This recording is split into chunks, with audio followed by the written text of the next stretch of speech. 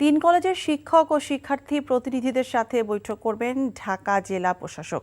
এই মুহূর্তে DC office এলাকায় আছেন আমাদের স্টাফ করেসপন্ডেন্ট নাহিদ প্রিন্স। আমরা জানবো তার কাছ থেকে।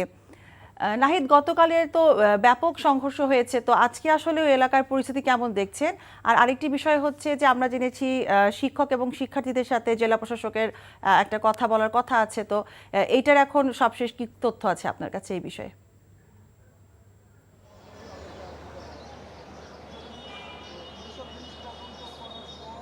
জেলা প্রশাসকের সাথে জেলা প্রশাসক তাদেরকে ডেকেছে, তবে এখনও তারা আসেনি। হয়তো কিছুক্ষণ পরে তারা বৈঠকে বসবে, সেটি আমরা জানতে পেরেছি। তবে ওই এলাকার অবস্থা এখন অনেকটাই থমথমে রয়েছে।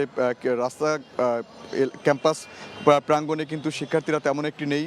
কলেজ তো পুরো 10তলা ভবন, কাজ সব কিছুই কিন্তু বিনষ্ট হয়ে গেছে। এখন আমি আছি জেলা প্রশাসকের কার্যালয়ের সামনে। সেখানে কিন্তু তারা কিছুক্ষণ আগে তারা আসার কথা ছিল, 12টায় তারা আসবেন সেটি আমাদেরকে জানিয়েছিলেন, কিন্তু এখনও কিন্তু কেউ আসেনি। হয়তো তারা শীঘ্রই চলে আসবেন। তারা গতকালকে আমাদেরকে জানিয়েছেন যে তারা খুবই শঙ্কিত এই ঘটনাগুলো নিয়ে, এবং তারা খুব মর্মাহত, কারণ শিক্ষার্থীরা এই ধরনের ঘটনা ঘটাতে পারে সেটি তারা আসলে বুঝতে পারছিলেন না। সেটি মোল্লা কলেজের শিক্ষকরাও বলছিলেন, সোহরাওয়ার্দী কলেজের শিক্ষকরাও কিন্তু বলছিলেন যে শিক্ষার্থীদের যে তাণ্ডবের কারণে তাদের প্রায় কোটি টাকার মতো ক্ষয়ক্ষতি হয়েছে। মোল্লা কলেজের শিক্ষক তো বলেছেনই যে তাদের 60 থেকে 70 কোটি টাকা তাদের ক্ষয়ক্ষতি হয়েছে, এবং সোহরাওয়ার্দী কলেজেও প্রায় ব্যাপক ভাঙচুর হয়েছে।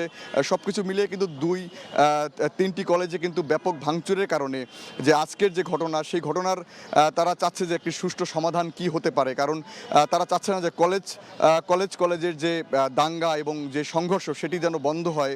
সেজন্যই আজকে জেলা প্রশাসক তাদেরকে ডেকেছেন যে এটি সমাধানে কি করণীয়, কারণ এটি মূলত শুরু হয়েছে সুপার সানডে এবং মেগা মানডেকে কেন্দ্র করে। যে সুপার সানডের পর্ব ডেকেছিল মোল্লা কলেজ, এবং তারা সেখানে বিশৃঙ্খলা ঘটনা ঘটায়, এবং সেই প্রেক্ষিতে কিন্তু সোহরাওয়ার্দী কলেজ এবং কবি নজরুল কলেজ তারা মেগা মানডের আয়োজন করে, এবং সেই প্রেক্ষিতে তারা কিন্তু গতকাল সকালে গিয়ে দুপুর 12টায় মোল্লা কলেজে ব্যাপক ভাঙচুর চালায়, এবং সব কিছু মিলিয়ে কিন্তু 2 কলেজেরই ব্যাপক ক্ষয়ক্ষতি হয়েছে, 3 কলেজেরই ব্যাপক ক্ষয়ক্ষতি হয়েছে, এবং সেটি কিন্তু একটি মৃত্যুকে কেন্দ্র করে। যে আমরা যেটি জানছিলাম যে ন্যাশনাল মেডিকেল কলেজে একজন শিক্ষার্থী ভর্তি ছিল, সেটি মোল্লা কলেজের এক শিক্ষার্থী, তিনি ডেঙ্গুতে আক্রান্ত ছিল।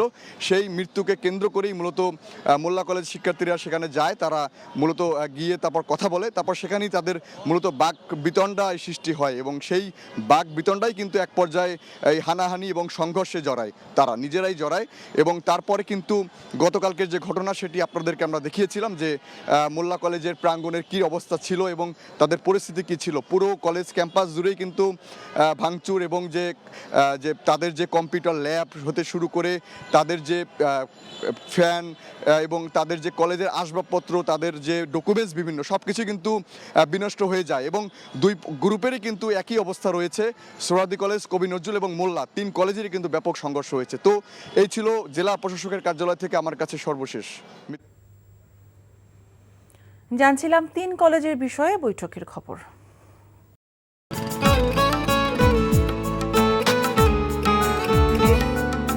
আপনার নামটা? নীলা। রাহুল। রবি, এই মেয়েটারে তোর ভাবি সবাই কেমন লাগবে? আপনাকে না বলছে আমাকে ফলো না করতে? ফলো কেন করতেছিলেন? আপনাকে দেখতে ইচ্ছে করে আমার, আপনার সাথে কথা বলতে ইচ্ছে করে, আমি কি করবো ঠিক বুঝতে পারছি না। ওরে বাবা, ওই মেয়ে, অথচ তারে তুমি চিনো না? হ্যাঁ,